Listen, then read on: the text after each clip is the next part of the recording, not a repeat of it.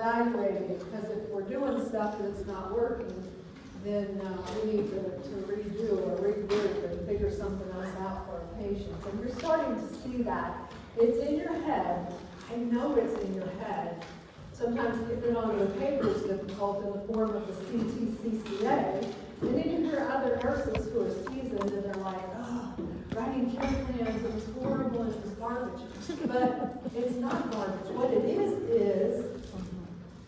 it's helping you to better develop the skill of when I'm seeing this, what am I doing with this, and then you're giving that information to instructors or other people so that we can say you're on the right track, or maybe a little misguided, let's move you a little bit over. And most of the time when I see students doing care plans, and my group can tell you, yeah, that's good. We don't want a patient to fall, but let's go higher. Let's really go, let's be thinking when we walk in the rooms, what's the worst thing that can happen to our patient today, kind of stuff. So that's where you should be now. If you're not, check yourself, and if you need help with that, I have called myself the care plan queen. So anyway, all right. Interrelated concepts. When we talk about renal elimination, acid-base, fluid electrolytes, nutrition, you're like, yeah, that makes sense. Mobility, that makes a lot of sense. When you told me your care plans, or a patient has low urine output, or is having respiratory problems, maybe fluid on the lungs, and got to get it out through the kidneys. So what are you doing? Walking them in the house. So if they're not mobile, it leads to other complications. And the renal system's kind of important. I don't read slides to you. You can read them on your own when you're working on refining your definitions. But the kidney and the heart, man, they're connected. They're kind of far apart, but they are connected. And I can give you even the answer to one of your test questions, likely, is what is the best way to recognize that the heart is working optimally? Kidney function. Just getting there.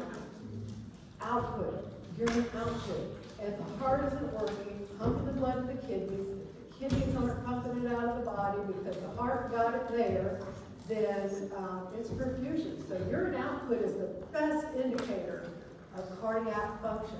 That's why when your patient comes back from cardiac cath or cardiac surgery, one of the first things, besides, we're looking at the telly because we don't just want to see distributors, but we're on that urine output. Man, that eyes and nose has to balance because it says, yep, that part is working. That's for you to read. A&P, stuff for you to review if you don't remember certain words. Same thing here for your review. When you went through fundamentals, if you didn't spend a lot of time on definitions of different kinds of, I don't want to call them minor problems, but some of your incontinence problems, only reason I say it is you might see these definitions in the test question or some of your practice questions. You're like, oh, I don't remember that there was a difference between mixed incontinence and emergent incontinence. Just go back and look at that stuff yourself, because that's not on this adult health tube test. Skin breakdown. Anyone with urinary complications, that's like a big concern because you got toxins on the skin and we got to get it removed pretty quickly. So we're looking at those adult briefs to wick urines away. We're putting pads on the beds. We're doing hygiene regularly. So that's kind of like one of our biggest things. Does interfere with activities, does interfere with social relationships when patients have incontinence. Because the whole, it's the patient's confidence too. You can read that, you already did it. This stuff, people who are at risk for urinary complications, children for obvious reasons, they're not fully developed. Pregnant women, there's pressure on that whole area. And older adults, because weakness just happens. Men with prostate problems, women with weak bladders from having childbirth and age. So that's kind of expected, talking about those cues. So your patient's going to say something to you like, I don't know what you're talking about with incontinence. Let's have a discussion. What exactly do you mean? Am I leaking when I laugh? Or am I urinating at night while I'm in bed? What's that called? Nocturia. Okay. So you have to have some of those conversations to find out where is your patient in this. Assessing fluid intake, you know, yeah, my urine's dark yellow and it smells real strong. Talk to me about your intake. Oh, you only drink soda all day long? Well, that might be the problem, you know, so a lot of education in this nurses. Objective, there's us, right there in the clinical setting. I challenge you for the rest of your student career, every patient you get, and we should never see a CTCCA with NA for intake or output, because it does matter. It may not be collected by the staff, but you need to be collected, you need to be students still. And you need to have that way of thinking where it's like, how much is going in my patient today? While I'm here, I understand you're only on the floor for 6, 7, maybe 8 hours, depending on the shift. And then your practicum, it'll be 12. And how much have they gone, or how many times have they voided? Did I look at it? All of your patients and students, you need to say, save it in the hat. It costs the hospital like 15 cents. Go get a hat, put it in the toilet. The nurse may not be collecting urine, but don't you want to know? Don't you want to see a bunch of normals? And like, my patient has this diagnosis, what's that urine look like? Patient has a different diagnosis, what's that look like? How much? You know, and it also tests their cognition too. Do they know what's going on? Can they follow through with your instructions during the day? Weight. What's that kilogram to liter? Say it again, someone loud crowd. Nicely done, good job. 1 liter, 1 kilogram. So we do watch our patients' weights and teach them to do it at home. You'll see later on when they're on dialysis that it's really important for those patients. All right, do we need to talk about lab tests? So holler up, urinalysis, clean patch, wipey, do it in the cup, put it in the window or whatever. So the little dipstick tells us basic, it's like a pool dipstick, you know, just basic information, nothing great. Maybe bacteria, but we have no idea what it is, what bacteria it was. This was a contaminated sample. You know, my wipey might be different from your wipey. So there's that. EUN, what's that stand for? Okay, what's that tell us? Okay, kidney function, that's not enough. Tell me something more specific. What's it measure? Okay, so some of those, what am I trying to say? The toxins, some of those electrolytes, some of those yucky things we're trying to get off. All right, creatinine, what's that? And it's usually abbreviated CR, or capital C, capital R, or small r. Could be either way. Kidney function, yeah. Give me something. Say it again. The end result of muscle breakdown. So that one we want to know about. Could be cardiac, could be somewhere else in the body, could be someone that just ran a marathon for the Disney races that happen a lot of times. Those patients will show up sometimes in the ER because they haven't hydrated, and maybe they've been training in, I don't know, Tennessee or Ohio, where it's not so hot, and they don't realize how they can get dehydrated. They get into trouble. We have some patients with some serious acute kidney injuries it's usually around Dr. Phillips, because those races are usually right around the Disney area. So if you're going to be working at Dr. Phillips, you probably get one about every race, or every other race. Urine culture. So talk to me, if patient's voiding, how are we collecting that? Most likely, culture. Not a clean patch, because that's going to have some contamination. Yeah, What, the other one? Straight patch. There you go, good job, nicely done. What if they have a urinary catheter in place? How are we collecting it? From the port, which port? Port closest to the Upstream, nicely, yes. So we're gonna kind of tie it off, wait for some collection. That's what we're gonna pull out, because it's nice and fresh, just come out of the bladder, hopefully sterile, and send that off. We wouldn't send it from the back, because that's had 5, 6, 7 hours, might get back, it's 3 days old, right? So all kinds of stuff. Urethra culture, that's gonna sting, because you don't go get any of that KY to put on. You just got those dry little Q-tip and it's going in the urethra, male or female, and doing a little spinny thing, and that's smart. So you better be ready, prepared, and don't just go and just get the surface and have to do it again, because your patient's not gonna like you if you come back later and say, I gotta do it again, I know they did it yesterday. So get in there and get it, and, get it good. All right. 24-hour collection, give me one rule. You have to leave the container in ice. So when it's in the ice, you need to change that ice frequently, because if it melts and becomes water and the container falls over and gets contaminated, your patient's not gonna like it. You tell them they have to start over with that. Give me another rule. Okay, again? Empty the bladder before you start. So we say toss the first one, start the time then, everything after that. So if we started today at 12:30, when we come into our patient tomorrow, we're gonna go in the room about 12:15. Actually, I'm gonna go about an hour earlier and say drink, drink, drink, drink. And as I'm coming back at 12:15, that'll be the last year, and I'm gonna add to it, we're gonna ship it off. So don't throw that last one away that's in that 24-hour time. X-rays. Can we say good? All right. CT, can we say okay? MRIs, okay. Ultrasounds, okay. Contrast, give me one row. One row. We have to hold wet Foreman 48 hours before contrast. I love that rule. Anything else? Okay, allergies for dyes. Oh, kidney function, because we gotta be able to get that filtered through the kidneys. That's coming to my next one, my most important room that you get. Yes?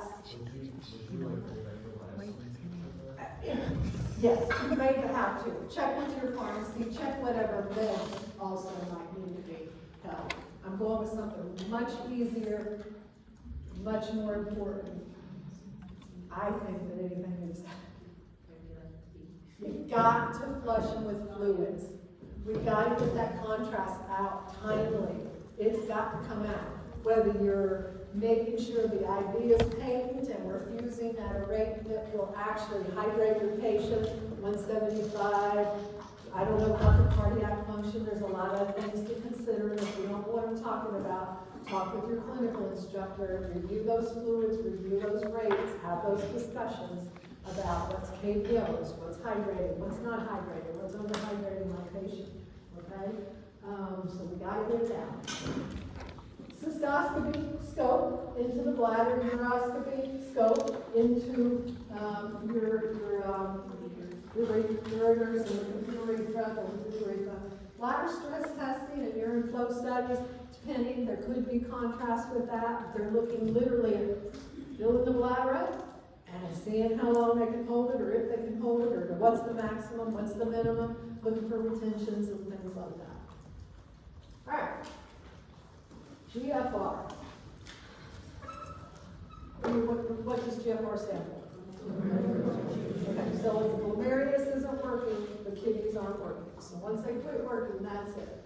Here we are in the room. We don't know if we're maximum 120. We don't know if we're at the minimum 60, because unless there's any reason to follow up, we just assume we're somewhere in here, right? A lot of times your patients too, when their kidney function starts to decline, they might be somewhere even 50, 55, and they may not know yet. It just depends on what's brought them to the hospital, or what's, what the test was needed for. Certainly when your patient has less kidney function, they get into those lower numbers. There's been some reason that the patient would know that, whether they're diabetic, it was routine testing, or they've had some kind of neurotoxic or nephrotoxic meds, something like that. Once you pay, and somewhere around here, around 20, 25, backing up, over here when your patient starts to get in the danger zone, the physician is probably having discussions with the patient on, here's what you need to do conservatively to keep those kidneys functioning as long as we can, as well as we can, because you are declining. And once we get here around 20, 25, you're gonna need to make some decisions. Are you a candidate for a kidney transplant? I don't know what's going on with your patient. Or are we doing dialysis? Are we doing dialysis while you're waiting for kidney transplant? What are we doing here? So that's when your planning is happening. It's right here before, just before the 15th. Because once they get to 15 is kind of like a zero. There's not really much happening. They might still have a little bit of urine that they produce while they're on dialysis, or, have their new kidneys teeny little bit, but mostly it's got to come off artificially. So we're really talking about a good bit about dialysis. Okay, cystoscope, just some visuals there for you to see what's going on there. They can see, can be seen really well. It's not invasive. It is invasive, but your patient doesn't need anesthesia typically. They might just have a light sedative or blocker.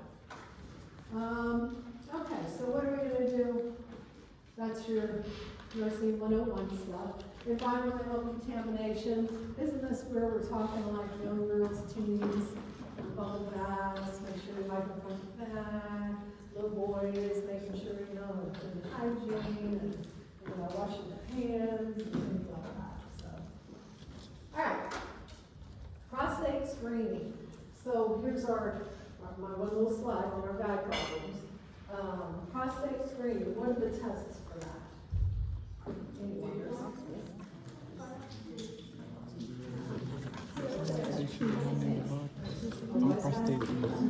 Blood test. What she does? Blood test. What's the test? PSA. PSA, so what is that? Good job. So we're looking at that level of hormone, that level of how your patient's doing there. What's the other test that we're doing? Digital rectal exam. Okay, the CDC, just for your own information, you can look it up yourself. But the CDC says that's kind of worthless anymore. It's not reliable. So if the doctor is still doing that instead of a PSA, when you're at a younger age, you might say, hey, can we just do the baseline now on 30? So I know in later years what I started off with, or if there's something going on, because there would have to be a significant amount of swelling or tumor on that prostate for someone to recognize. And it would have to be someone who's done a lot and is really good with that study. Does that make sense? Mm-hmm. All right, so look it up. Complications and warning signs of cancers in general are usually going to be things like weight loss and pains and loss of appetite, but specifically with prostate cancers, emptying that bladder. Function was good, and then all of a sudden things start to change. That needs to be investigated, because that's not a normal thing in patients who aren't a lot older. Pain or burning could be anything. STIs, y'all already read in class now, or did that. Blood or urine, never good signs. So we teach our patients to follow up on anything, simple to complex, whatever's going on. All right, stuff we're going to be talking about. Okay, antibiotics. We took pharmacology, so antibiotics. Is there multiple classifications of antibiotics? Okay. Have you seen patients on more than one class of antibiotics at a time? Yes. Isn't that crazy cool? But how come that would be?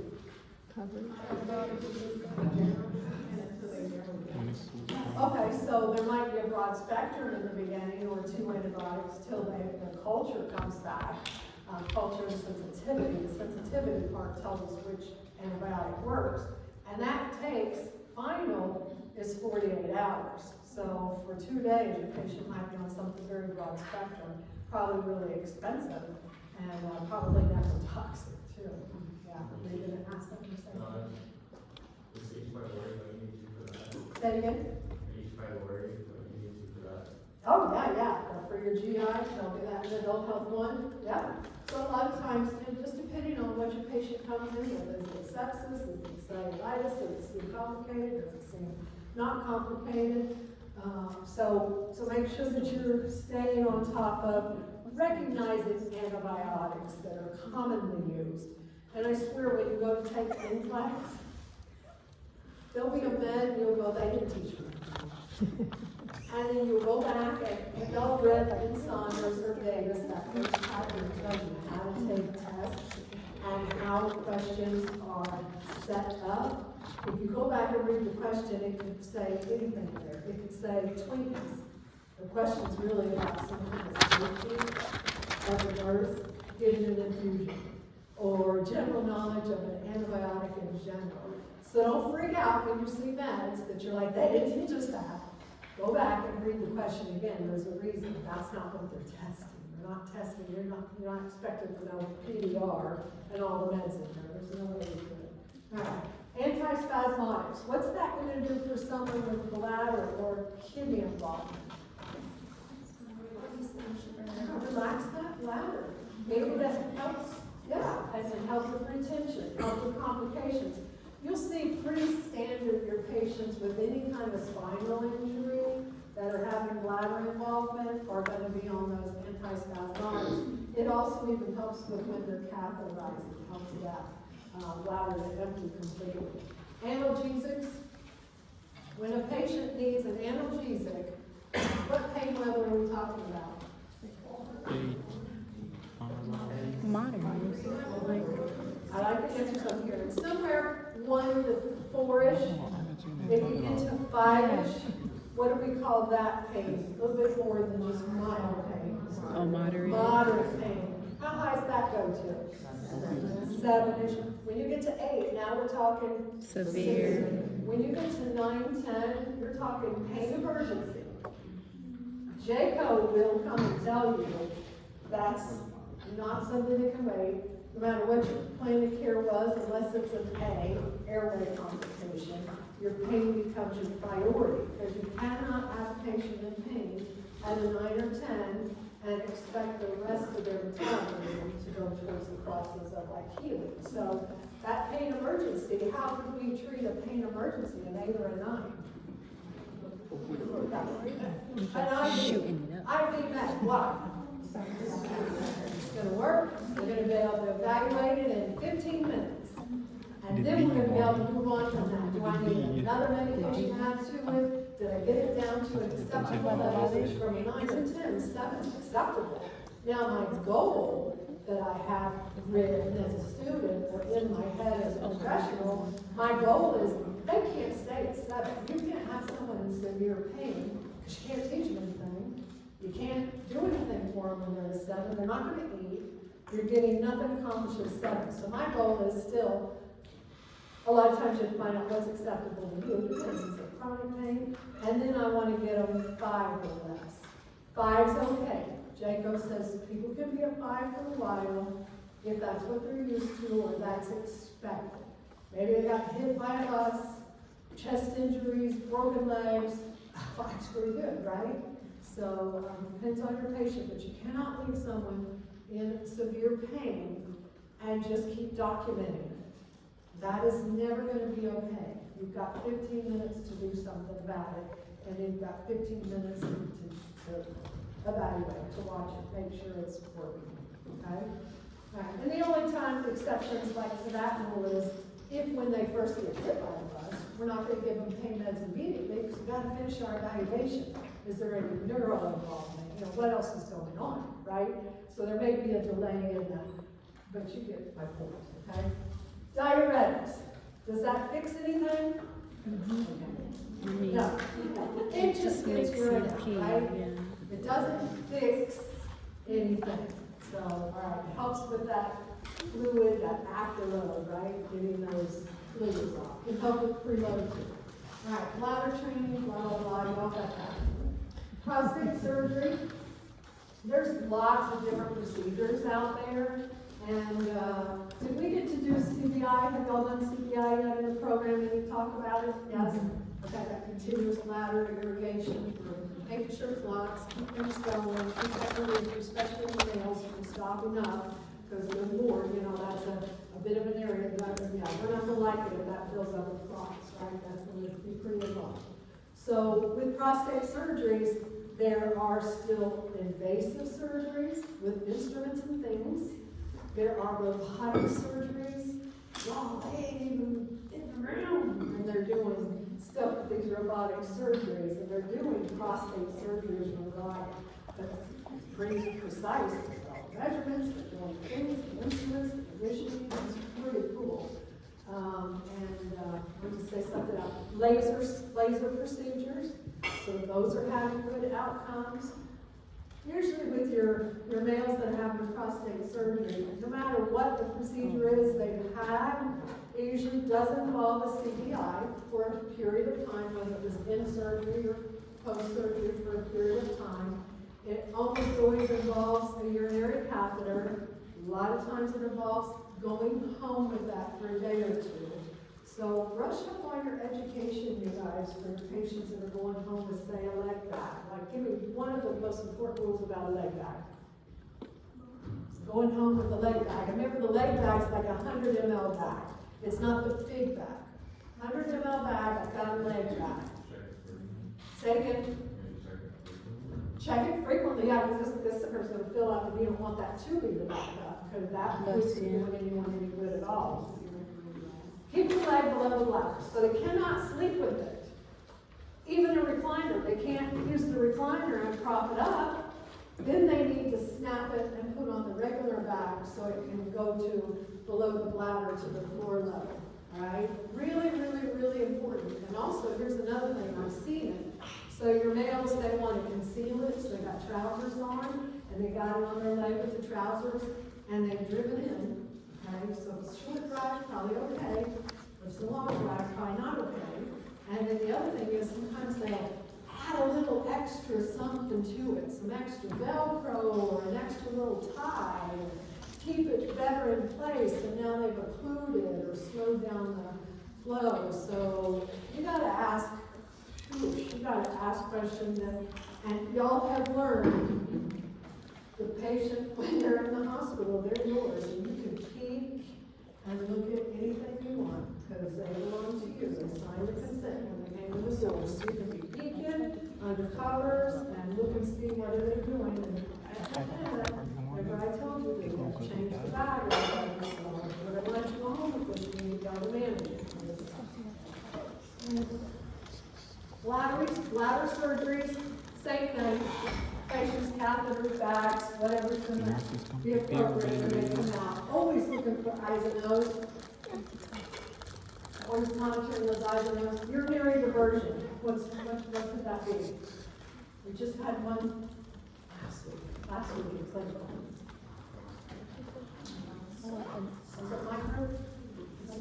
I thought suprapubic catheter, that could be in a male or female, it's right above that pelvis bone. Has anybody seen the suprapubic catheter yet?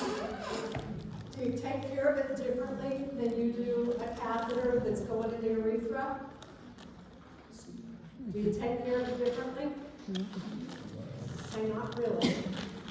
Not really. You still have to do the hygiene with the chlorhexidine or whatever your facility is using, alcohol wipes, chlorhexidine, still has to be done every shift, unless your policy says different, but my brain and professional says it needs to be done, because, alright? You don't want any of that urine, because it leaks out, like a little pierced urine hole right there, so a little bit of urine leaks out, so we got to do hygiene there. Okay, another urinary diversion. Anostomy. Someone said anostomy. Where's that ostomy? Where's that product of urine going to? An external bowel. A lot of times they'll be connected to the intestines too. So you might have urine and fecal matter coming out into that.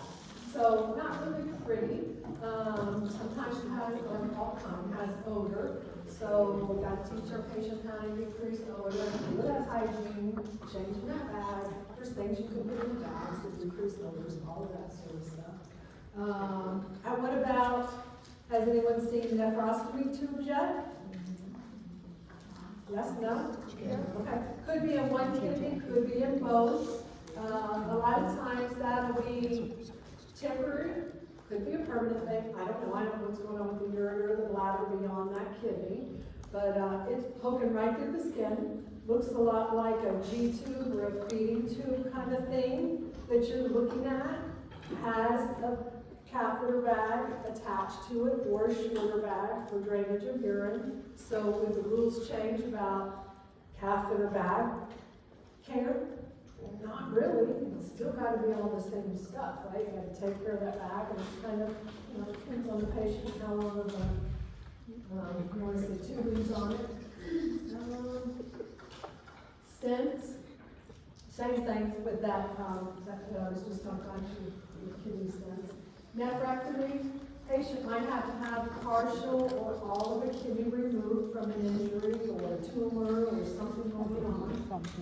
Patients can live with partial kidney and partial kidney function. They'll try to leave as much intact as they can, because partial function is better than no function.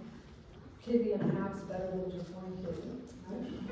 Right, there's your nephrostomy tubes. So say, right there, something's going on with the ureter. Maybe they had a surgical procedure on one of the ureters, and the patient has the bag, so it's going right out of the kidney.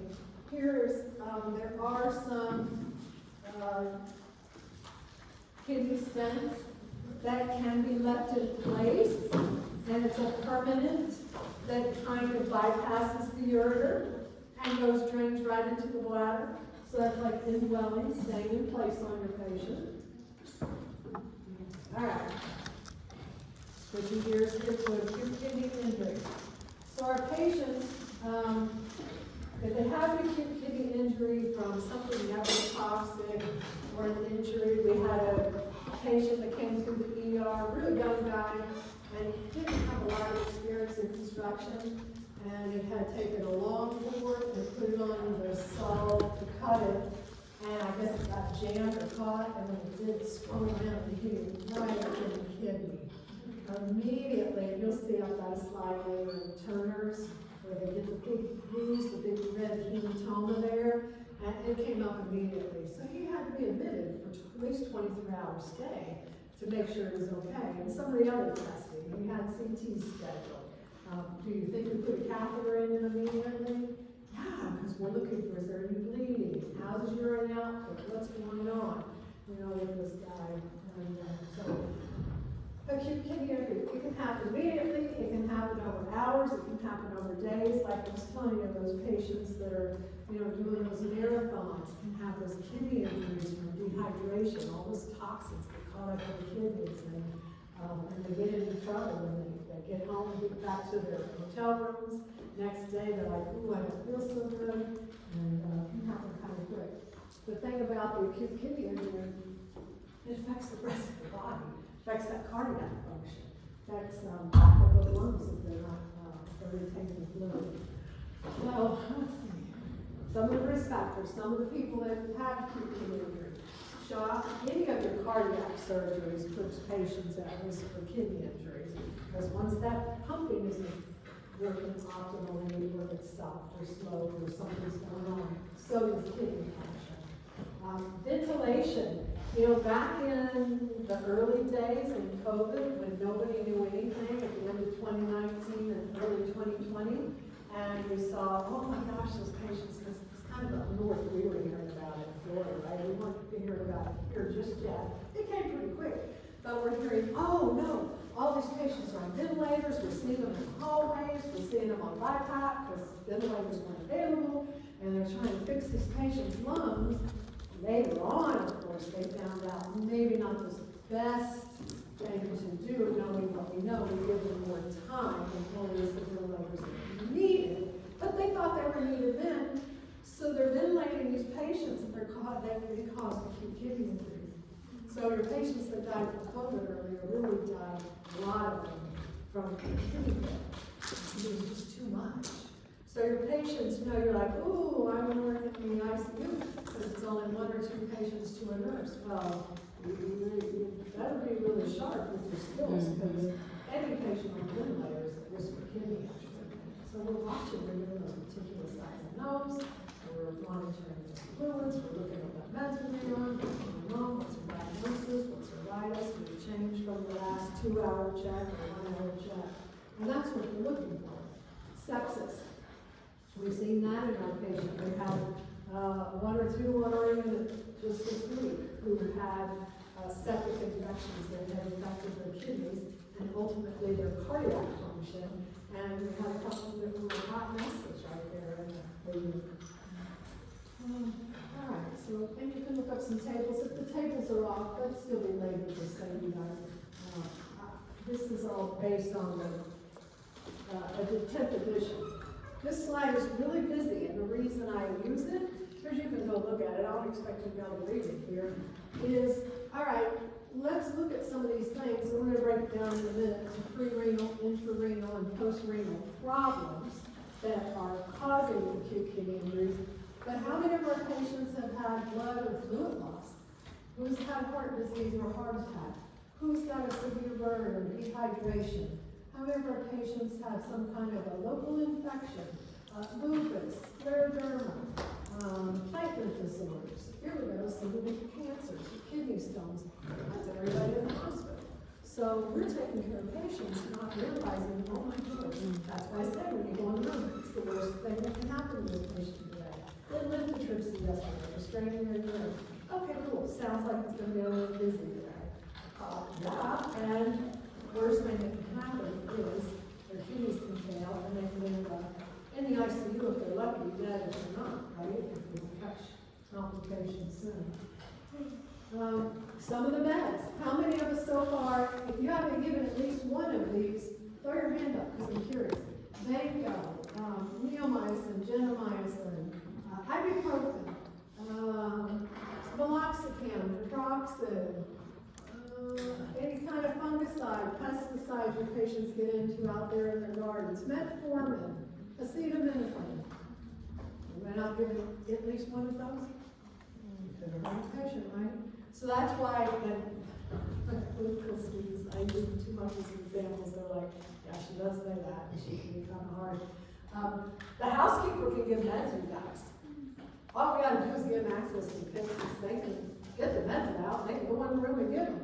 But they haven't been trained to decide, is it the appropriate time, meaning is your patient able to metabolize the med? Once we've given them that at the right dose, because your housekeeper doesn't know, we're checking at least 3 times. But are they evaluating the med?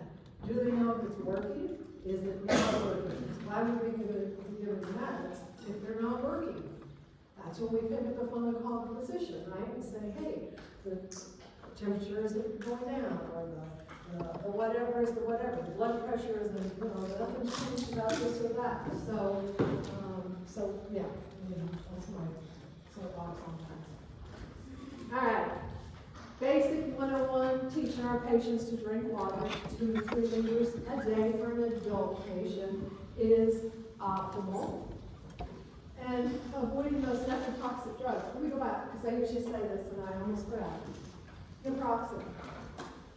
Girls, for menstrual cramps, right? Yep, and your teenager who takes it too. Is it okay anymore? It's really not a good medication. And that used to be one of the medications 10 years ago. You couldn't get that in the store. Could we get that in the store 10 years ago at Walmart? It wasn't on the shelf. You needed a prescription. Here in the United States, we do a lot of releasing that prescription out into the public. Maybe not the best idea. Yeah. And you know what we did in the old days for cramps? What did we do? We didn't take this kidney nephrotoxic drugs. What do we do? Hot water bottle, heating pad, tough it out. I'm not saying you like it. I'm not saying it's the best practice, but I don't have anything else. But I wouldn't give my daughters, it's hot shower. Yeah, right. We did a lot of other things. Shake it off. Rub some dirt on it, right? That's what the guys are like. Rub some dirt on it. Okay. We were taking our patient's history, we're recognizing those cues. 10 minutes, we'll take a break, all right? All right. This is what I'm talking about as students. You guys need to be seeing this stuff. You need to be seeing, because what patient knows that their urine's frothy? Right? What in the world are you talking about? I'll tell you a perfect example. So, if y'all ever meet my husband, just straight face, don't let me know I tell stories about it. He'd be like, you did what? No, so colonoscopy, right? First one. So when he comes out, he says to me, and you know, it was when we were drinking the big gallons of that fluid, okay? And he had finished his gallon, and he says, it's not working. But I had seen him in the bathroom all day, you know, all evening. He's in the bathroom, he's cracking his brains out, right? It's not working. I said, what do you mean? You can't have had a gallon of that. Plus, they give you something else, the citric, the oil, right, so the oil place. I said, it's gotta be working. He says, well, it's not clear. I said, what's not clear? And he's coming around the bathroom. I'm coming in to look, right? Because, you know, I don't nurse my family usually because we neglect our family and ourselves, but we're very interested in our patients. So I went with him and I'm like, it's clear, honey. It's like tinted yellow with a couple of little flecks. The nurse had told him it was supposed to be clear. So he's still drinking this stuff. Yeah. So what makes sense to us, right? It didn't need to be, it'll never be clear coming out of the bowels. It's always going to be yellowish and greenish, lightish, you know? Anyhow, so, you know, your patients, we want to see it. So we need to be looking at that urine. We need to be smelling that urine, right? We're getting there. Hold on. Hourly urine output. If you have a patient that you're concerned with, you don't have to have an order to assess your patient more frequently or infrequently or again if you did it an hour ago. You don't need an order for that. That's called nursing judgment. That's when you say, I don't know if something's not right, but if it's not right, I need to catch it now and not for hours from now when their orders are size, right? So look at that hourly urine output. If there's something that makes you go, what do you mean my patient hasn't gone to the restroom? What did she say? Yeah, so you're going in every hour. Can I get you to the restroom when you go? I gotta see, you know, what's going on. Yeah, so, right? Okay. We talked about tests. Azotemia, that is one of your words you had to look up to come to class, right? What does that mean?